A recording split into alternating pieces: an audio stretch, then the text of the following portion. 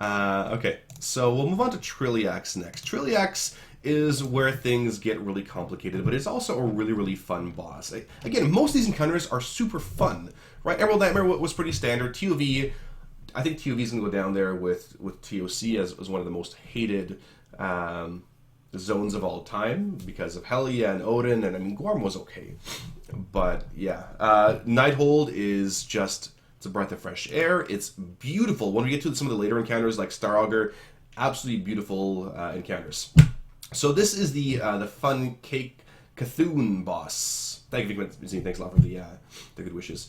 So this is the fun boss here. Let me scroll up to Trilliax. One of my Trilliax. I don't know if we got a kill here. This was the most recent testing. What do my notes say here? Yeah, not a kill on Trilliax. That's okay. Alright, let's pull it up here. So, Trilliax. He is a fun boss. Basically, he's this... I don't know. He's basically the Jeeves of the Nighthold, but he's gone crazy from lack of maintenance. And he's still pretty OCD in terms of cleaning and in terms of blowing shit up. So he has little scrubbers that spawn. He spawns little toxic slices of cake on the ground. And it is a pretty cool encounter. So we'll go through it in a second here. The biggest thing here, or the first thing you guys should notice, is there's puddles on the ground. Now you guys as players control where the puddles spawn. This is really important. Wherever you're standing, a puddle will spawn. Do not spawn puddles in the middle of the room because you're going to need that real estate later on. Okay, so puddles are the first thing. Don't spawn them on the inside, which is to the left of the screen here. Spawn them on the outside where everybody's standing now because it makes it a lot easier. So the puddles will spawn. Don't stand in them. It's arcane damage. Tanks have a pretty standard Guarm style attack, so it does split damage, so tanks need to be standing on top of each other, and then switch after every 2 stacks or so. I think it was around there. And for those of you OCD clean freaks out there, this is your kind of fight. Now, what's going to happen initially is toxic slices will spawn around the room. They need to be picked up by your player. So we hear it at the start here, which is fine. You'll see toxic slices spawn, little purple swirls. So those are the puddles there. You guys see the purple swirls there, and the boss will be dragged back slowly. Now, these little arcane runes, those are where toxic slices get picked up. It's important for your raiders to pick these up. That is a priority mechanic, because you don't want to have these later on. He will blow them up and murder the raid, basically. It's a raid wiping mechanic. Yeah, he's a curator. It's a raid wiping mechanic that will kill you. So watch what happens. You see their Ganar doing a good job soaking there. That's what it looks like. It's a toxic looking cake slice, and they go away once you run over them. And once you eat them, you get full. You can't, well, on heroic, you get full and you can't eat another one for a minute. So you need to alternate with your raid how often you're getting them, right? You send, 1 group, 2 group, whatever. We decided to assign different groups, different sections during this attempt where there's a blue marker. Go get your feast by blue. If you're in group 2, you're getting blue feast, for instance. And that made it a little bit easier in terms of, okay, well, everybody's not rushing over to one side and then the other side has, 10 toxic cakes. The other abilities he does here, there's the Arcane Slash, which is a nice frontal ability. We just murdered Towley because Sparty was really far. There's more toxic slices. So again, purple swirls, go soak them. You see, I don't have one right now, but I should be getting one very soon. So now he goes into his Maniac phase. During his Maniac phase, he'll shoot little purple beams. They don't do a lot of damage. They're not a big deal. They're honestly not a big deal. Now, what's going to happen is Arcane Bonds as well. If you have Arcane Bonds, you are linked to somebody. So think of this ability like Xavius. You know, the bonds during Xavius that you're supposed to run towards. The bonds you're supposed to run towards, or think of these as Renferal bonds. You need to link them together so you don't take that damage. What else? And he does his annihilation, so we'll go through that in a second here. So you see me run over to get some cake, because I need to get cake before this next phase starts. And I've got a weak aura things to below that says, hey, Sparty, you're full, you can't eat. So the little purple beams, it's fairly light damage, it's not that heavy, but it is fairly raid-wide. Now this is the Cthulhu-style beam. This is a fun beam. With these kinds of beams, you will die. Do not stand in front of the boss or behind the boss. It is a big purple friggin' beam. You will die. Watch what happens.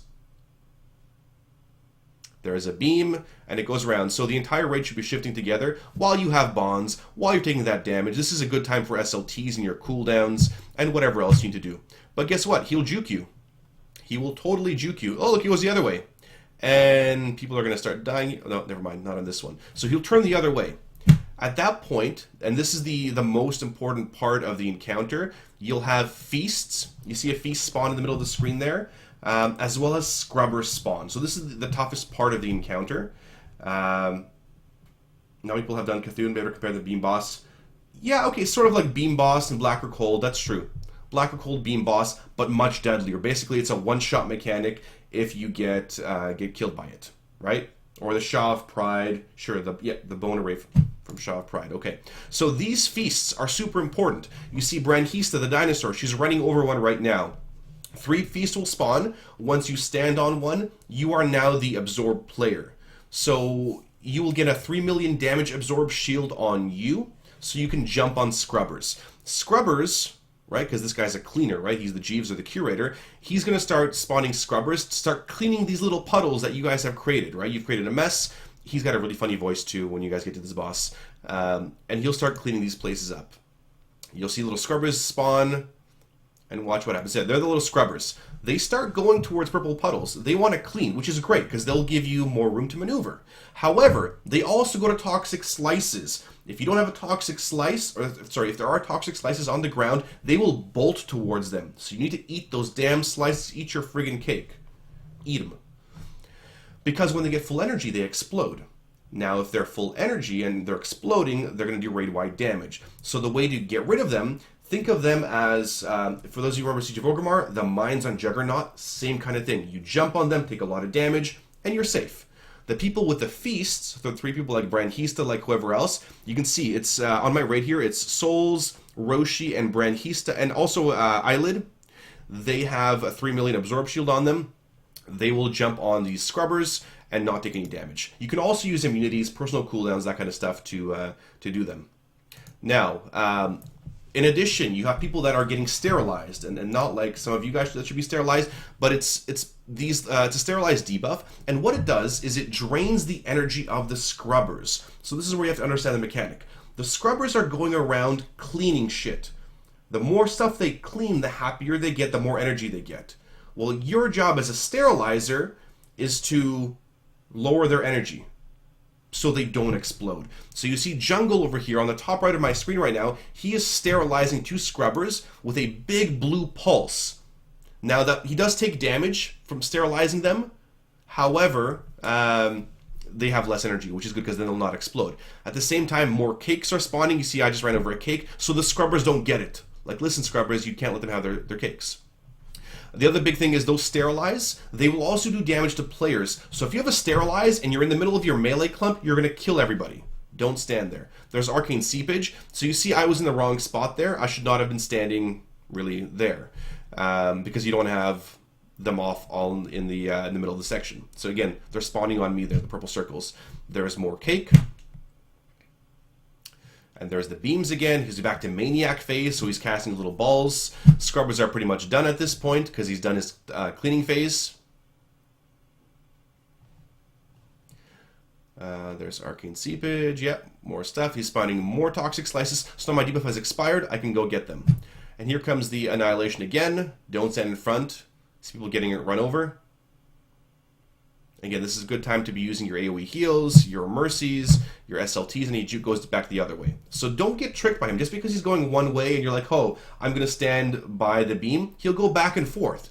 So stand by his middle section. That makes it the easiest thing. Just by his middle section. And this one was a wipe. I think we had a kill later on. Or actually, no, we didn't have a kill on this one. But yeah, then it's tidy up phase again. There's the feasts. People need to jump on them. There's one attempt, or there's plenty of other videos like on Fat Boss where you'll be able to see them. You can see there. You can see the little sterilize. You see Valk on the left side, Eyelid on the right side. Those blue pulses are the sterilize. When you're doing this, it's important to have a healer out there. Right? Just when your players are sterilized, and it's randomly chooses a sterilized person, typically ranged, if you don't have a healer with them, they're going to die. So we assigned a healer to be out with the sterilizers because they need to be healed throughout the entire damn thing. I wonder if I had another attempt here. No, that was chromatic. Let's go back here. Let's go back a little bit more.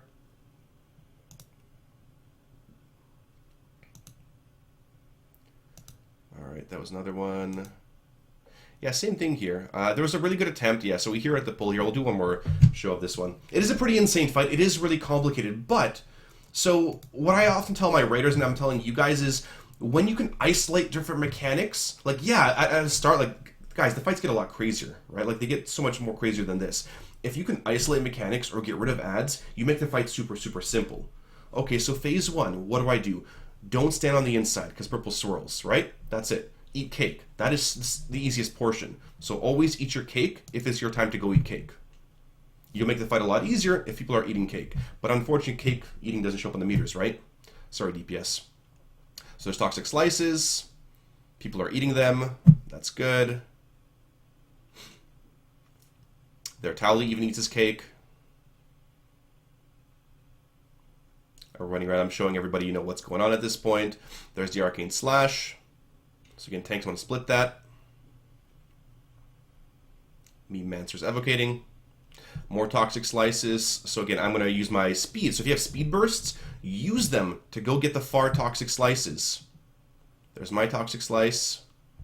And now he's back in his maniac phase. So again, wherever you're standing, puddles will spawn like me. So I'm running through the middle of the room. Not the best choice because now the purple shit will be on us later on. So again, he's got the bonds. You guys don't really see the bonds on this one. I couldn't find a perspective where I could show the bonds really well. And again, this is the dodge phase. So again, be by the middle section. That is the safest. It's not super clear where the front, that beam ends and starts. So don't be near the front or the back. Just play on the safe side. And again, he goes back and forth. He wants to screw with you with his annihilation ability. Feasts are happening again. So watch what happens to the feasts.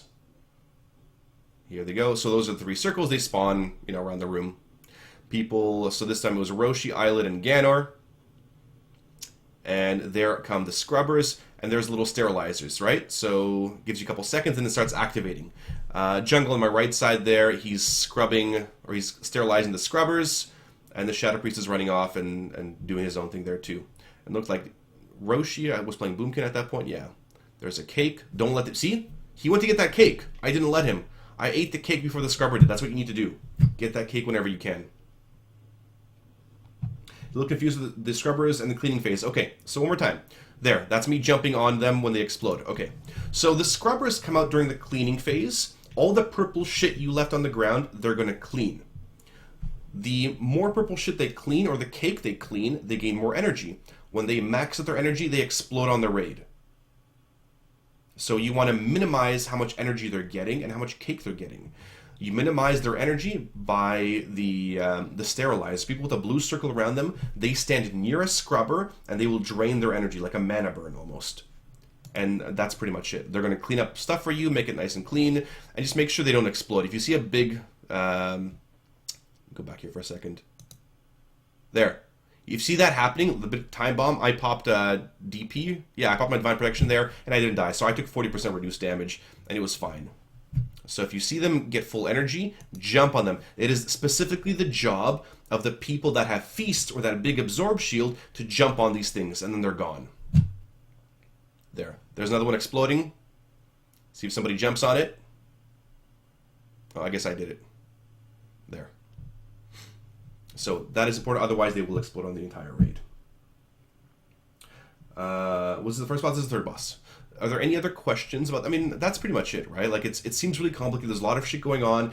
And a lot of these bosses will be a big learning curve for a lot of guilds because there are a ton of mechanics. Not like, that joke that Vanilla was, and it was like 3 mechanics, right? It was Fear, Flame Breath, and Random Patch of Fire. There's a lot of mechanics in Nighthold, which is awesome, and they interact with each other really, really well. Watching a program about cooking and cleaning. So what class would be best for taking those? That's a great question. Classes with movement speeds will be great because, mages typically, they can blink over to different things. It depends. It depends on who we're going to assign. I'm not sure who we have assigned right now in the guild in terms of getting these feasts, but yeah, blinks, dashes, whatever, to get to them, right? Because you're going to have to jump on these, and they take away a million damage, I believe, per explosion, so you'll be able to jump on all 9 of these scrubbers that spawn, right? Because there's 9, yeah. And you see how on the far right there, the top side, they're going after the cake. They eat the cake, they're going to get big, and they start exploding. Look at all these damn things. So this is what happens when you don't get cake. I have 4 scrubbers right now exploding on the raid because we failed to do the cake mechanic. So cake is the most important thing. Minimize the amount of cake, and then you'll have a much easier time on the raid in general. Can more than one jump on the scrubbers? I think so. I think the way it worked out is some of us were able to click on the same time, but it wasn't necessary, right? So we took double the damage. It wasn't even needed, right? So the one time I jumped on a scrubber, we took additional damage. So watch what happens. Yeah, somebody jumped on one. I'm going to try to reach this one in time, and it exploded, right? There, you need a little cog wheel to right-click on them, and they explode on the raid, and then you wipe. So again, it's the job of the sterilizers to minimize how much energy they have. You will drain their energy all the way down. Makes it really easy. Do all the scrubbers eventually explode, and the point of sterilizers to stagger the explosions? No, I'm trying to remember here. The sterilizers, I think they just go away. I can't remember when we did this on the later attempt, because we transitioned. We transitioned pretty well here. Let me try to find it. Next phase in 25 seconds. We'll see what happens in 20 seconds here. So this was the better attempt, where we had only Meme Mancer and a Paladin app dead. So next phase in 10 seconds. I mean, there's going to be some stuff left over, but I'm pretty sure they just despawn, because you can't kill these guys. Do not attack these scrubbers. It's just a phase shift. So what's happened to the scrubber? Yeah, it looks like you just have to jump on them. Yep. So I think I'd get a good vantage point there, but looks like you just have to jump on them once you get through their energy, and then you'll go into the next phase. Yeah, that's it. They have a passive mana gain, and each puddle they clean up gives them mana. Yeah, so they're going to explode eventually anyway. Again, cakes and the puddles will give them more mana or energy. They're going to explode at some point anyway. So use your immunities, or use the people that have the Succulent Feast in order to absorb that damage. Can you have 3 people assigned to cake, or is there a debuff for any one person doing it all? So if you have a cake debuff, right, the one that says you're full, you can't eat a feast. So on heroic and higher difficulties, the timing will be very careful. So you can't have just eaten cake and then eat a feast, because you'll just be a fat ass, right? So people without the debuff need to go eat the Succulent Feast, so you can assign it, right? So there's multiple rounds of cake during the entire section. Let's say if you're taking cake the first time, then your debuff will expire, right? It'll totally expire by then, and you'll be able to get a feast later on, right? So there's my can't eat debuff, right? And after it expires, I can either go get more cake or save it for a feast. Yeah, and the big thing is, like, this is not a DPS race, this is a big control fight, right? You don't want to be, just DPS and do whatever. Focus on the mechanics, and it'll be a lot easier. If you eat the cakes, right, scrubbers will be less of a problem for you, and then you can DPS more, right? It's all about positioning. It's not, again, not a huge DPS race. Plan to go through multiple phases of this throughout the entire thing. What questions do we have here? If you go through the boss while he has purple beam, will he hit you? I believe it does kill you. I'm pretty sure, yeah, the purple beam goes right through the boss and not just out his butthole and out of his mouth. So I think you're right there. Yeah, eat a cupcake? Sure, we'll eat a cupcake later. But yeah, it is a pretty fun encounter. He's got a pretty cool voice. Think of like XT and Ulduar, the fun-looking voice, or the fun-sounding voice. It's there too. Yeah, cake or death. So it's a pretty cool boss. Again, focus on mechanics over everything else. What is the difference between cake and a feast? So the feast, right? Feast, there's only 3 of them. There's a big white glow around them. The feasts only spawn during the cleaner phase. So it's regular phase. What is it? Trilliax. Yeah, cleaner, maniac, and caretaker phase. Sorry. The feasts only spawn during the caretaker phase. Cleaner phase, they spawn slices. Toxic Slices, they'll give you a little nature debuff, not a big deal. They're like green and purple and look like gross cake. They spawn throughout the encounter, at least the cleaner phase, and you need to eat them. The feasts, there's only 3 that spawn. There's a big white glow around them. There's actually like a big, like lots of food on them, and they give you an absorb shield for 3 million, right? And you have this 3 million absorb shield in order to jump on the scrubbers. That's the big difference, Trident. And then our weak auras, did I upload the weak auras for this one yet? So again, our weak auras, for those of you that need weak auras, they're all here with the fun little weak command. Let's look at Trilliax.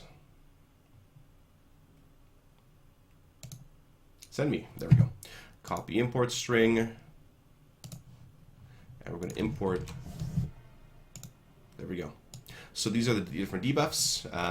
For the Arcane Explosion, you have the dot. This dot right here, that is, hey, I'm eating cake right now, I have the debuff.